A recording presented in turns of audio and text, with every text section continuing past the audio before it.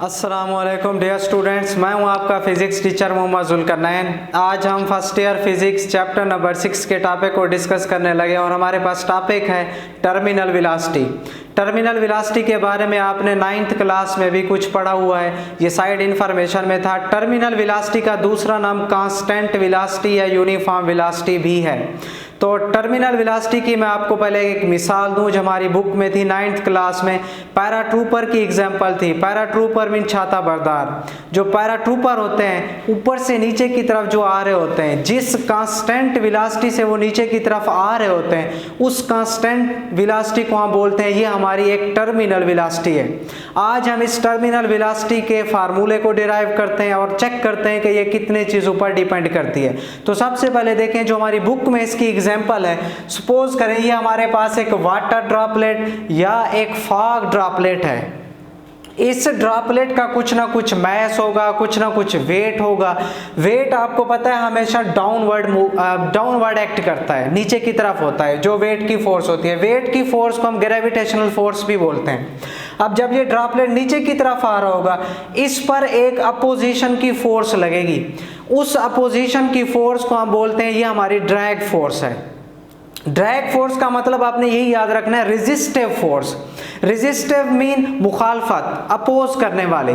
और अपोज करने वाली जो फोर्स होती है वो मोशन के हमेशा मुखालिफ सिमत में होती है। अब देखें ड्रॉपलेट नीचे की तरफ आ रहा है तो इसका मतलब वेट की वजह से जो फोर्स है वो डाउनवर्ड है, और इस पर जो ड्रैग फोर्स लग रही है, ड्रैग फोर्स वेट की फोर्स के क्या होगी, मुखालिफ। तो वो ड्रैग फोर्स किस तरफ जा रही होगी, ऊपर की तरफ, मतलब इसको ऊपर की तरफ खींच रही होगी। इस फोर्स को हम बोलते हैं ये हमारी ड्रैग फोर्स है, रेजिस्टिव फोर्स है, मुखालफत करने वाली फोर्स है। अब जैसे जैसे ये ड्रॉपलेट नीचे की तरफ आता जाएगा वैसे वैसे इसकी स्पीड बढ़ती जाएगी।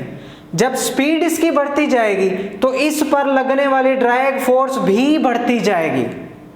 लेकिन एक ऐसा टाइम आएगा जब ड्रैग फोर्स और फोर्स ऑफ ग्रेविटी या फिर ड्रैग फोर्स या वेट की फोर्स आपस में एक दूसरे के बराबर हो जाएंगे। ऐसी कंडीशन पर, ऐसी लिमिट पर हम बोलते हैं कि इस ड्रॉपलेट के पास जो वेलोसिटी है वो वेलोसिटी है कांस्टेंट वेलोसिटी, यूनिफॉर्म वेलोसिटी, या उस वेलोसिटी को हम बोलते हैं टर्मिनल वेलोसिटी। अब आपको पता है जब यूनिफॉर्म वेलोसिटी या कांस्टेंट वेलोसिटी से नीचे आ रहा होगा, नो चेंज इन वेलोसिटी। जब वेलोसिटी में चेंज नहीं आ रहा होगा तो इसका एक्सेलरेशन क्या होगा, जीरो। तो अब देखें मैं इसकी स्टेटमेंट पढ़ने लगा हूं। The maximum constant velocity, constant क्यों बनी अभी मैंने आपको बताया, जब वेट की फोर्स किसके बराबर हो जाएगी, ड्रैग फोर्स के। तो हमारे पास उस वेलोसिटी को हम क्या नाम देंगे, कांस्टेंट वेलोसिटी का। गेन्ड बाय अ बॉडी, इस बॉडी ने जो हासिल की, फॉलिंग इन विस्कस मीडियम, किसी भी एक विस्कस मीडियम में जब ये फॉल कर रहा होगा, गिर रहा होगा।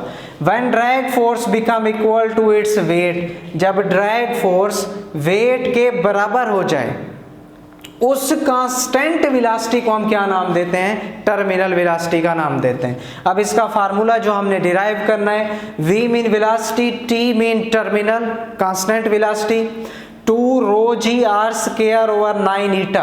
रो ये हमारे पास डेंसिटी है, जी ग्रेविटेशनल एक्सेलरेशन, आर उसका रेडियस है, और ईटा ये हमारे पास कोएफिशिएंट है, विस्कोसिटी का 9 कांस्टेंट है।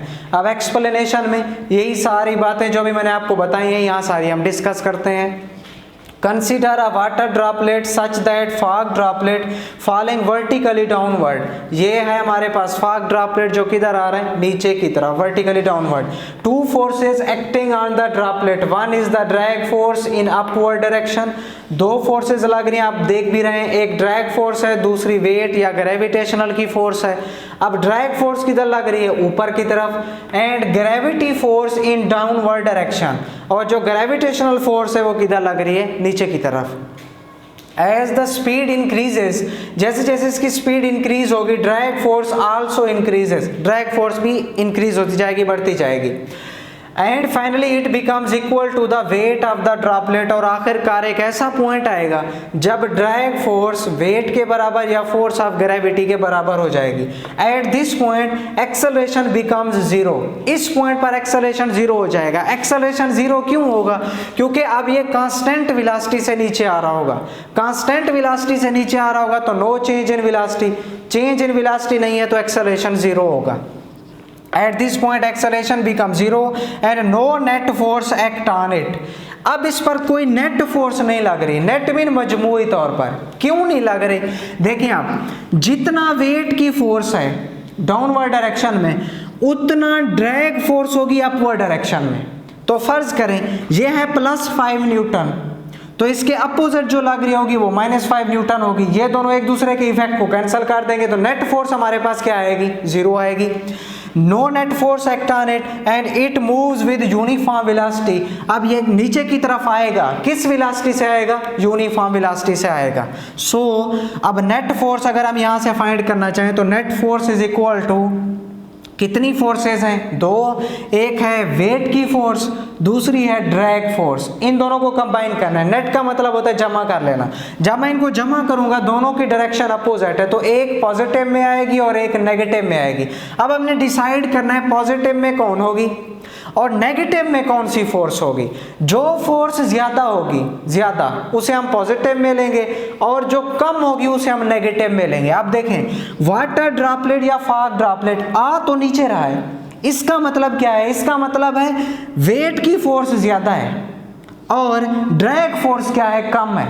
अगर ऊपर जा रहा होता तो हम कहते ड्रैग फोर्स ज्यादा है जिसकी वजह से ऊपर जा रहा है, लेकिन अभी इस केस में फॉग ड्रॉपलेट या वाटर ड्रॉपलेट नीचे आ रहा है तो इसका मतलब वेट की फोर्स ज्यादा है और ड्रैग फोर्स कम है। तो ये पॉजिटिव में लेंगे और ये नेगेटिव में लेंगे ड्रैग फोर्स। वही मैंने लिखा फोर्स ऑफ वेट, ये पॉजिटिव में, माइनस नेगेटिव में हम कौन सी ले रहे हैं? Drag force. यहाँ पर आ गई ड्रैग फोर्स। अब net force F is equal to weight की फोर्स W, ड्रैग फोर्स को हम किससे शो करते हैं? FD से।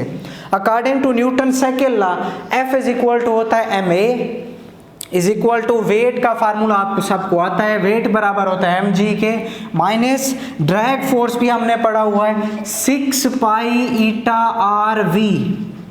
ये ओरिजिनल फार्मूला है इसका। साथ में मैंने लिखा हुआ है टी का मतलब है टर्मिनल वेलोसिटी। ये भी है वेलोसिटी, सिर्फ हम क्योंकि टर्मिनल वेलोसिटी को डिराइव कर रहे हैं तो हमने v के साथ एक छोटा सा t लिख दिया कि ये टर्मिनल वेलोसिटी को जाहिर कर रहा है। अब एक्सेलरेशन यहाँ मैंने लिख दिया कि जीरो है। क्यों जीरो है? अभी मैंने आपको बताया ये यूनिफॉर्म वेलोसिटी से नीचे आ रहा है, नो चेंज इन वेलोसिटी, लिहाजा एक्सेलरेशन जीरो। जब यहाँ एक्सेलरेशन जीरो पुट करेंगे तो ये सारी टर्म हमारे पास क्या हो जाएगी? जीरो। तो अब यहाँ पर आ गया zero is equal to mg minus 6 pi eta RVT। ये सारा फैक्टर माइनस का है, इधर आके प्लस का हो जाएगा। 6 pi eta RVT is equal to mg। VT हमने फाइंड करना है, ये 6 पाई ईटा मल्टीप्लाई हो रहा है, इधर आके डिवाइड हो जाएगा तो ये बन जाएगा mg ओवर 6 पाई ईटा r। अब मैस हमने फाइंड करना है जो इस ड्रॉपलेट का है, उसके लिए हमने इक्वेशन पढ़ी हुई है as we know that density is equal to mass over volume. यहाँ से मास फाइंड कर लें, वॉल्यूम डिवाइड हो रहा है, इधर आके मल्टीप्लाई हो जाएगा तो मास बराबर हो जाएगा डेंसिटी मल्टीप्लाई बाय वॉल्यूम। अब वॉल्यूम यहाँ ये वाली सारी इक्वेशन जो हमने मास निकाला है, इसी मास की वैल्यू को हमने यहाँ पुट कर देना है। तो terminal velocity is equal to density, ये मास की जगह मैं पुट करने लगा हूँ। मास किसके बराबर था? Density multiply by volume. ये मास था ना, तो इसकी जगह आ गया density multiply by volume multiply by g over 6 pi eta r। Next अब इसके बाद ये ड्रॉपलेट देखें, या फॉग ड्रॉपलेट या वाटर ड्रॉपलेट किस फॉर्म में? सफियर की फॉर्म में। सफियर का जो वॉल्यूम होता है वो होता है हमारे पास 4/3 पाई r³। तो इस वॉल्यूम की जगह, ये जो हमारी इक्वेशन में वॉल्यूम है, इसकी जगह हम क्या पुट कर सकते हैं? 4/3 पाई r³। यही वैल्यू इस इक्वेशन में पुट कर दें तो हमारी इक्वेशन बन जाएगी डेंसिटी मल्टीप्लाई बाय g, ये दोनों आ गए सेम, वॉल्यूम की जगह 4/3 पाई आर क्यूब, बट्टे में आ जाएगा 6 पाई ईटा आर, ये आ गया 6 पाई ईटा आर। अब एक आर से एक आर कैंसल, पाई से पाई कैंसल, बाकी हमारे पास बचेगा यहाँ से 4 रो जी आर स्क्वायर। ये ऊपर वाले जो हमने लिखे हुए सारे 4, ये 4 रो जी, एक आर कट गया था आर स्क्वायर, बट्टे में आ जाएगा ये 3 मल्टीप्लाई बाय 6 ईटा। अब इसको आप सिंप्लीफाई कर दें, 2 3 ज़ा 6, 2 2 ज़ा 4, तो ये बन जाएगा हमारे पास 2 रो जी आर स्क्वायर। 3 को 3 के साथ मल्टीप्लाई करेंगे तो आंसर आएगा 9, तो ये आ जाएगा VT is equal to 2 rho G R square over 9 eta. ये हमारे पास फाइनल इक्वेशन आ गई टर्मिनल वेलोसिटी की, जो हमने प्रूव करनी थी। ये मैंने आपको फार्मूला बताया था, VT is equal to 2 rho G R square over 9 eta. अब इन दोनों इक्वेशन को गौर से देखें। एक इक्वेशन ये हमारे पास है, दूसरी इक्वेशन ये है। इन दोनों इक्वेशन में, इस इक्वेशन में टर्मिनल वेलोसिटी रेडियस के इनवर्स है, लेकिन इस इक्वेशन में टर्मिनल वेलोसिटी रेडियस के स्क्वायर के डायरेक्ट है। तो हमें कैसे पता चलेगा कौन सा फार्मूला हमने यूज करना है टर्मिनल वेलोसिटी के लिए? तो उसके लिए आपने ये 2 हिंट याद रखने हैं एमसीक्यूज के लिए भी। जब टर्मिनल वेलोसिटी आप रेडियस के इनवर्स लेंगे, मतलब ये फार्मूला मैं उस वक्त यूज कर सकता हूं जब मैस कांस्टेंट होगा। ऐसा क्यों भला? क्योंकि इस इक्वेशन में देखें, G कांस्टेंट है, 6 भी कांस्टेंट है, पाई भी कांस्टेंट है, ईटा भी कांस्टेंट है, ये वाला R वेरिएबल है। तो अब टर्मिनल वेलोसिटी R के इनवर्स तो हुई, लेकिन मैस देखें, मैस कांस्टेंट तो नहीं है ना यहाँ पर। आप देखें, क्योंकि बड़ा ड्रॉपलेट भी हो सकता है, छोटा ड्रॉपलेट भी हो सकता है, तो इसका मतलब टर्मिनल वेलोसिटी रेडियस के इनवर्स में ये फार्मूला मैं उस वक्त यूज करूंगा जब मैस को कांस्टेंट कर देंगे, ना बढ़ेगा ना कम होगा। और टर्मिनल वेलोसिटी रेडियस के स्क्वायर के डायरेक्ट कब होगी? जब हम डेंसिटी को कांस्टेंट कर देंगे। जब डेंसिटी कांस्टेंट होगी तो टर्मिनल वेलोसिटी रेडियस के स्क्वायर के डायरेक्टली प्रोपोर्शनल, और जब मैस कांस्टेंट होगा तो टर्मिनल वेलोसिटी रेडियस के इनवर्सली प्रोपोर्शनल होगी। तो इसके बाद अगर आपसे पूछा जाए कि टर्मिनल वेलोसिटी की रेशो फाइंड करें, डेंसिटी वहाँ कांस्टेंट हो, तो आपने ये वाला फार्मूला यूज करना है। आपको रेडियस दिया जाएगा, या तो स्पीड की आपने रेशो फाइंड करनी होगी, अगर स्पीड दी गई है तो आपने रेडियाई की रेशो फाइंड करनी होगी। तो इस इक्वेशन को आपने सिंप्लीफाई करना है, वहाँ से आपके पास आंसर आते जाएंगे। तो डियर स्टूडेंट्स, ये था हमारे पास आज का टॉपिक। होप सो आपको समझ आ गया होगा।